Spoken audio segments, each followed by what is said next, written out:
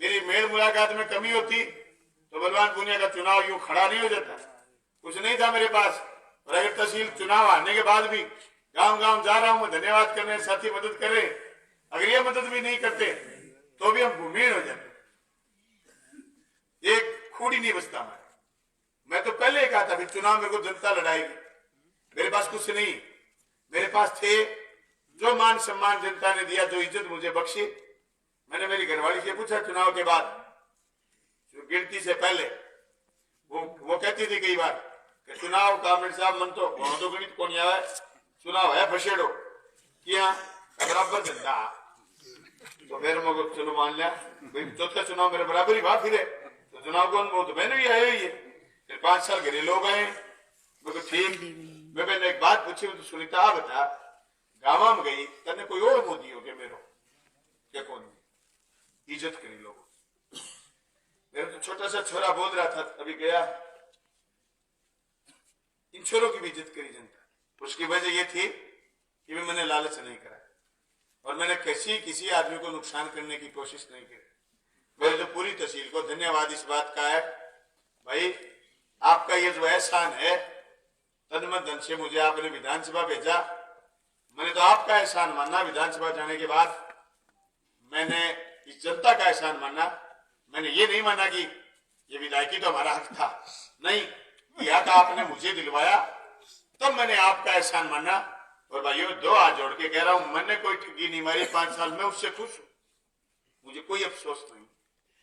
मेरी ईमानदारी मेरी फितरत थी, और जिस जिंदगी में फिर कभी प्रतिनिधित्व का मौका मिलेगा, इस गुंडे दौर में इतनी ईमानदारी के साथ फिर काम करूंगा। मैं आपको आज आश्वस्त करके जा रहा हूं, जिस दिन मैं कह के गया था 1,00,000+ वोट आएंगे और मैंने काम करा हुआ था, उस आत्मविश्वास से कह रहा था, आज फिर चांदनी चौक बरवाना में कह के जा रहा हूं, अगर जिंदा बचे चुनाव लड़े 1.5 लाख वोट अगले चुनाव में लूंगा, 1.5 लाख वोट। थोड़ा क्षण बुढ़ा लूंगा, लेकिन बदमाश से चालाक लोगों की जेब कटना है, पुरजोर विरोध करांगा और झूठ और लूट के खिलाफ राजनीति ही अपनी मैं राजनीति कायम रखांगा। सीधा सरल लोग मेरे सग आ गया, अगला पास खड़े रहूंगा, कहने डरने की जरूरत को नहीं। मन से का आदमी वोट दिए कोई काम कर जा, पहले मन टोकियो और के पैर पकड़ने की जरूरत को नहीं दी। बाबू जी तो बाबू जी का बात कही चुके, अभी कोई रिश्तेदार न लेके ना जियो। मेरे को 1,16,16 वोट आए, मुझे पता है मेरा कोई आदमी 2 नंबर के धंधे नहीं करता, और बलवान पूनिया की इतनी कैपेसिटी है, आपको काम पड़ेगा बलवान पूनिया करवाने का दम रखता है, करवाऊंगा। आ जाना किसान बिल्कुल मजबूती के साथ आगे खड़ा रहूं। देश की राजनीति तेजी से बदल रही, अभी 2 दिन से झगड़ा चल रहा है। पहले तो संसद में भारतीय जनता पार्टी के किसी एमपी ने पास जारी करवाए, मेरे पास जाते थे छोरे, विधायक जी विधानसभा दिखाओ, मैं पास जारी करवाता, वो भीतर कुछ करते थे, उसका जिम्मेदारी मेरी थी। भारतीय जनता पार्टी के सांसद ने पास जारी करवाए, वो छोरे भीतर कूदे, उन्होंने धुआंसा कर दिया, नारे से लगाए, उस पर सवाल करा विपक्ष के लोगों ने। 141 सांसद बाहर निकाल दिए, और 141 सांसद बाहर निकाल के 3 बिल पास कर लिए। वो बिल तो छप के आएंगे, उनमें क्या क्या है वो भी हम जनता के बीच बात लेके जाएंगे।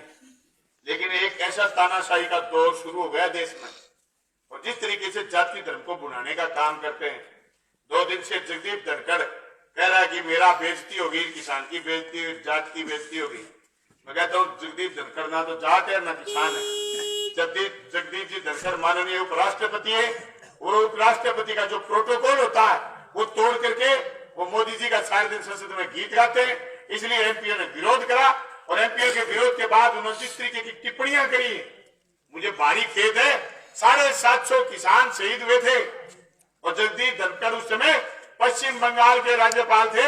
एक शब्द उन्होंने कभी सत्यपाल मलिक की तरह नहीं बोले कि किसान आंदोलन को सुनो नहीं तो किसान बर्बाद हो जाएगा, एक दिन नहीं बोले।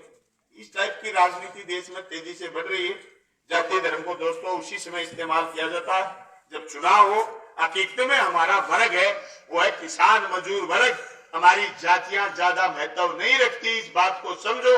जातियां जिस बात के लिए महत्व रखती है उन चीजों को वो मिटाने में लगे हैं। वो है आरक्षण, वो है समाज को बराबर लाने का काम। तो उन्होंने तेजी से काम शुरू कर दिया, नौकरियां खत्म करने का काम, और नौकरियों पर बहस करना बंद कर दिया। अब तो सीधी सी बहस चल पड़ी कि लोगों को जाति धर्म में कैसे बांटे और बांट करके राजनीति करें। मैं उन सब तमाम मुद्दों से हट करके मैं राजस्थान की विधानसभा में 5 साल जनता के मुद्दों पर बोला, और इस चुनाव को मैंने सीधा का सीधा टिकाया काम पर। तुम सड़क कितनी बनाओगे, तुम बीमा कितना लाओगे, तुम कॉलेज कितने खोलोगे, और मैंने पूरा का पूरा मेरा चुनावी कैंपेन काम पर रखा, और मुझे लोगों ने काम के वोट दिए। और मैं विश्वास दिलाता हूं अगले 5 साल हर पल में लोगों को काम याद दिलाऊंगा और मजबूर कर दूंगा जनप्रतिनिधि जीते हुए को कि मेरी तरह काम करे। क्योंकि कल जब शपथ खाई उसने, तो उसने वही शपथ बोले जो बलवानपुरिया ने 2018 में बोले थे। मैंने जय भाद्रा कहा था, उन्होंने जय भाद्रा कहे, मैं जय चादरा कहते तो वो जय चादरा ही कहते। मजबूर करती हूँ मैं इस बात के लिए, नहीं गांव गांव में लोग सवाल करेंगे, और जिस दिन चलान हो जाएगा जिसके आदमी का, वो तो कहेगा बलवान के जमाने में चलान को नहीं। जब पुलिस खड़ी दिखेगी बाईपास पर, तो लोग कहेंगे बलवान के जमाने में चलान नहीं हुई। मैं कुछ सब शुरू करेंगे तो लोग उनको कोसेंगे, क्योंकि मैंने 5 साल, दोस्तों दीपक, कभी घर में दीपक लगाओ तो देख, उसके चारों तरफ उजियाला होता है।